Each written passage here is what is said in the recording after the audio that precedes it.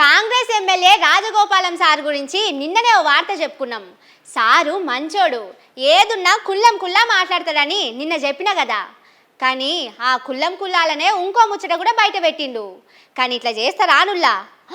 ఇంత మోసం ఉంటుందా?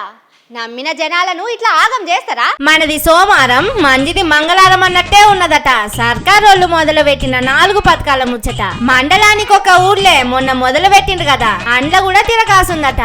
ఎమ్మెల్యేలు మంత్రులు వాళ్ళకు నచ్చిన ఊర్లకే ఇచ్చుకున్నారట. ఒక ఊర్లో మొదలు పెట్టాలని ప్రభుత్వం నుంచి ఆదేశాలు వచ్చినాయి. నేను అడిగిన చౌటుపల్లి మండలం ఏ ఊరు అంటే మసీద్ కూడా మా చుట్టాలు చెప్పిన.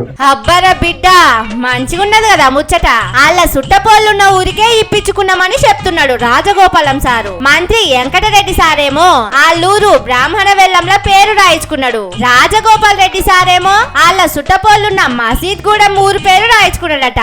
ఒక్క నల్గొండ జిల్లాలనే 2 ఊర్ల పేర్లు రాయించుకున్నాడంటే రాష్ట్రం అంతటా ఇట్లనే ఉన్నది కావచ్చు. అన్ని జిల్లాలల్లో ఇట్లనే మంత్రులు, కాంగ్రెస్ ఎమ్మెల్యేలు, వాళ్ళ చుట్టాలు కాంగ్రెస్ వాళ్ళున్న ఊర్ల పేర్లు రాయించుకున్నారని పబ్లిక్ అంటున్నారు. కానీ కాంగ్రెస్ వాళ్ళ తరికా మంచిగా ఉన్నది పోన్రి. సీఎం సారేమో కొడంగల్ ను వాళ్ళ అన్నకు అప్పచెప్తాడు.